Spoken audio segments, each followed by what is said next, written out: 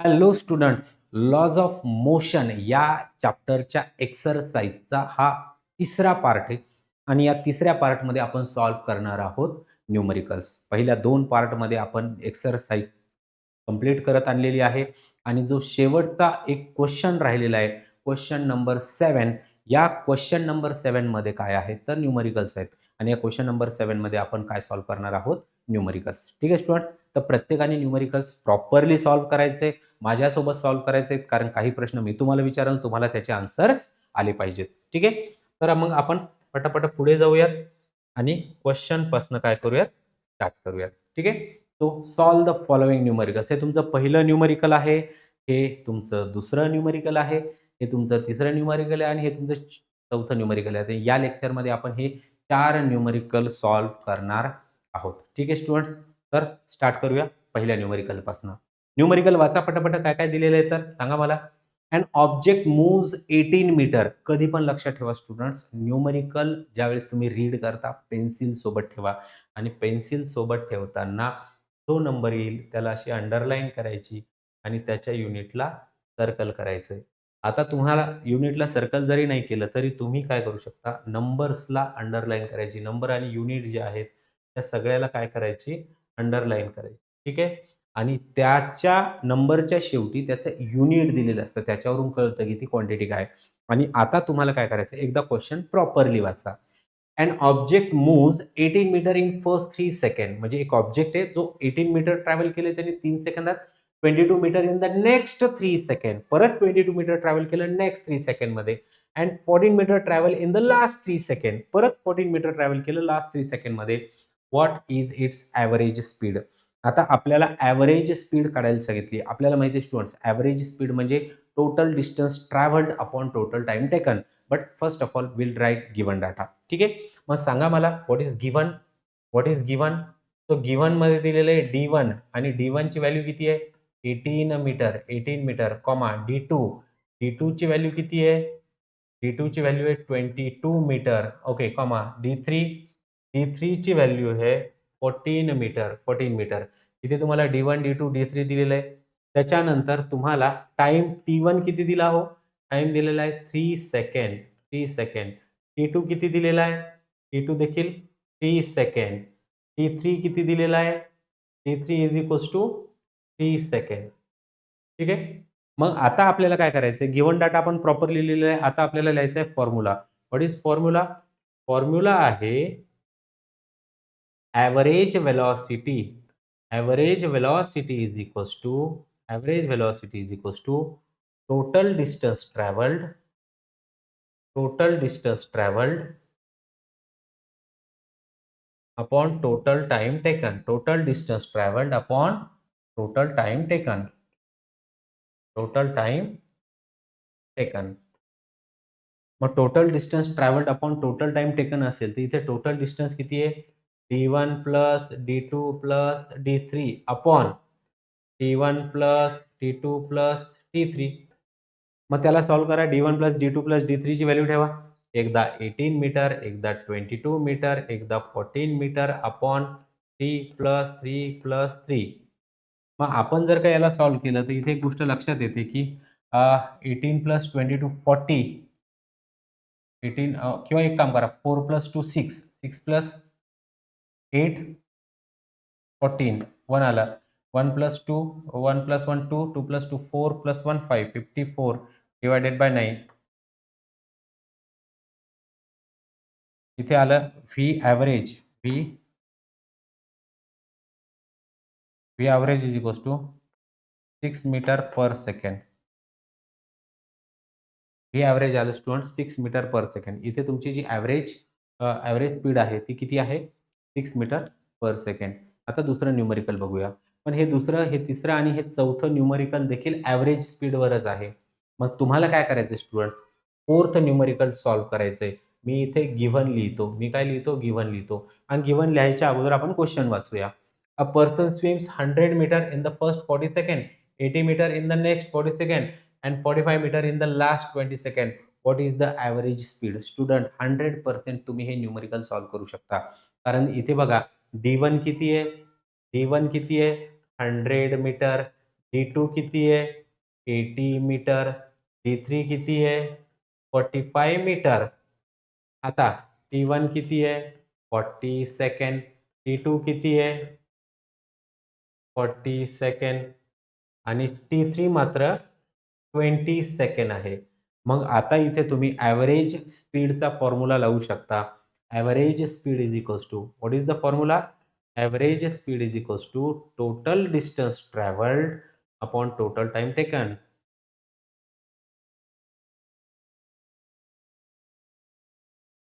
Total distance travelled upon total time taken. मग इथे किती आलं 100 plus 80 plus 45 upon 40 plus 40 plus 20.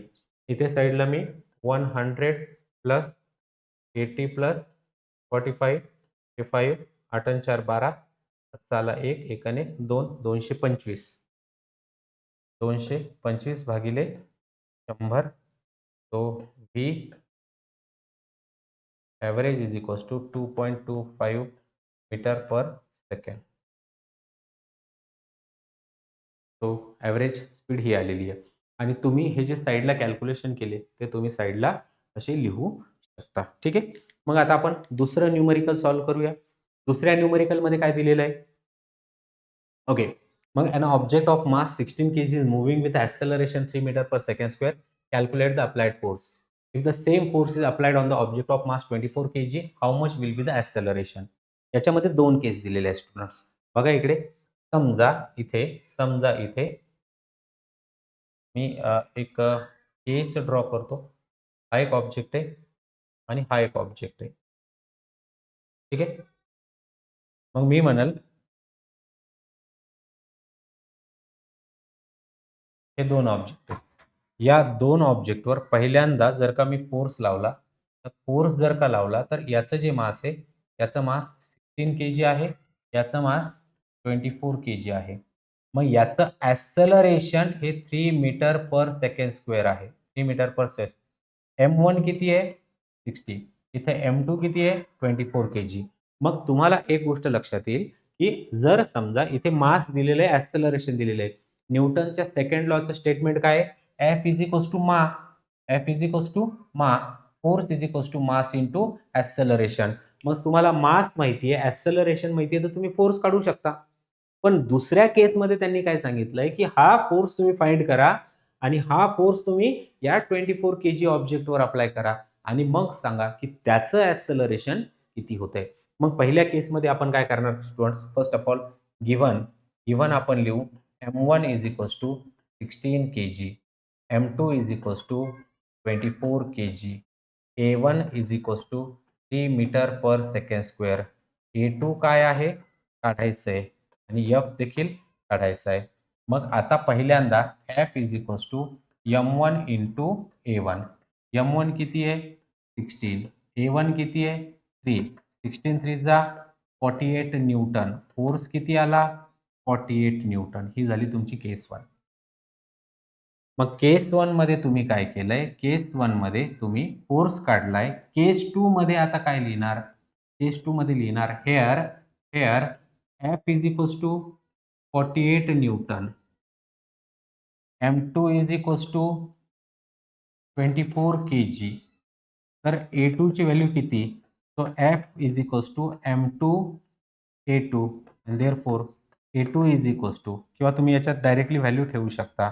F किती आहे 48 is equals to 24 into A2. So A2 is equals to 48 by 24 is equals to 2 meter per second square. So the value of A2 is 2 meter per second square. आणि या पद्धतीने याचं आपण solution लिहू शकतो. म्हणजे तुम्ही बघा स्टुडंट्स एक व्हॅल्यू फाइंड करायची, ती दुसऱ्यात ठेवायची आणि मग तिसरी व्हॅल्यू फाइंड करायची. अशा या पद्धतीचं हे काय आहे न्यूमेरिकल आहे आणि आय होप तुम्हाला हे न्यूमेरिकल समजलं असेल. त्यानंतर काय दिलंय किंवा bullet having A mass of 10 gram moving with speed 1.5 meter and penetrate a thick wooden plank of mass 900 grams. The plank was initially at rest. The bullet get embedded in the plank and both move together determine their velocity. आता हा जो question आहे students, हा आहे conservation of मोमेंटमचा. आणि ज्यावेळेस आपण म्हणतो कन्झर्वेशन ऑफ मोमेंटम, त्यावेळेस एक फॉर्म्युला सरळ सरळ लक्षात ठेवायचा. m1 u1 plus m2 u2 equals to m1 v1 plus m2 v2. m1 u1 plus m2 u2 is equals to, इथं आपण याला अ,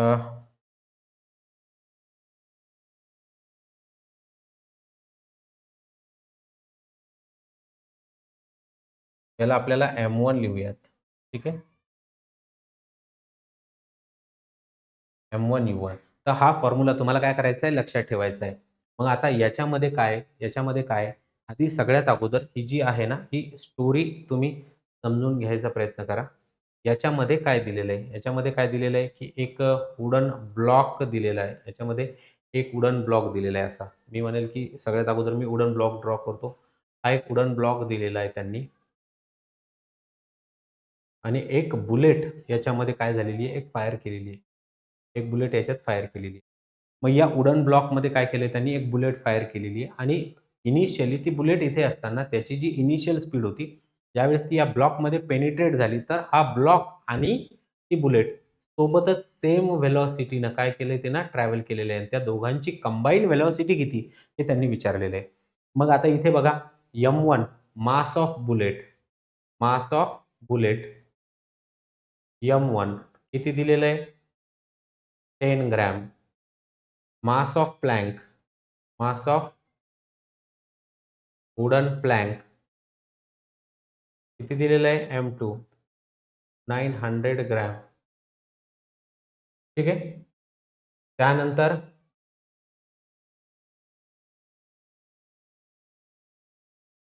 I think it is 990 gram. बुकमध्ये बघावं लागेल याचं किती आन्सर येतं, किंवा याचं 990 पाहिजे ज्यावेळेस, बट ठीक आहे. याच्यानुसार आपण सॉल्व्ह करूयात. 900 ग्रॅम. त्याच्यानंतर initial velocity of bullet, initial velocity of bullet, initial velocity of bullet u is equals to 1.5 metre per second. आणि initial velocity of plank, initial velocity of plank u2 0 metre per second. Final velocity v is equals to, जी की find करायची आहे. मग आपण आता लिहिलं इथं m1 u1 plus m2 u2 is equals to m1 v1 plus m2 v2. This is the law of conservation of momentum, law of conservation of momentum. मग आता m1 v1 आपण लिहूया. इथं लिहिलं मी 10 into 1.5, 10 gram plus 1.5 plus m2 100 into 0 is equals to, आता इथे दोघांची वेलॉसिटी सेमच आहे, तर m1 plus m2 into V लिहावं लागेल. मग इथे 15 plus 0 is equals to m1 plus m2 into V लिहावे लागेल. मग 15 is equals to 910 V, V काढावं लागेल. आणि therefore V is equals to 15 upon, basically इथे 910 आलंय, 910 आलंय. पण जर समजा या न्यूमरिकलमध्ये आपण एक स्लाइटली चेंज केला, हा जो 900 आहे त्याला मी 990 म्हटलं, तर इथे 990 येईल. आणि इथे 990 जर का असेल, तर 990 plus 10 it becomes a 1000, it becomes a 1000. आणि इथे जर का 1000 असेल, तर ते येतं 0.15 metre per second. So V becomes 0.15 metre per second. ही तुमची काय ते स्पीड येते. आणि बेसिकली ते 990 बुकमध्ये इथे थोडंसं प्रिंट मिस्टेक्स झालेलं आहे. ठीक आहे. तर अशा पद्धतीनं आपण स्टुडंट्स पहिलं, दुसरं आणि तिसरं आणि चौथं हे चारही न्यूमरिकल सॉल्व्ह केले. हे फर्स्ट न्यूमरिकल आहे, हे सेकंड न्यूमरिकल आहे, हे थर्ड न्यूमरिकल आहे आणि हे फोर्थ न्यूमरिकल आहे. ठीक आहे स्टुडंट्स. तर बेसिकली इथे तुमचे सगळे न्यूमरिकल संपलेत. इथे एक प्रोजेक्ट तुम्हाला दिलेला आहे. तो प्रोजेक्ट तुम्ही करायचा आहे. आणि त्याच्यामध्ये जर का हेल्प लागत असेल तर कमेंट बॉक्समध्ये तुम्ही लिहू शकता स्टुडंट्स. आपण प्रोजेक्ट देखील सोबत करू शकतो. आय होप तुम्हाला ही पूर्ण एक्सरसाइज कळाली असेल. इथे आपण थांबूया. थँक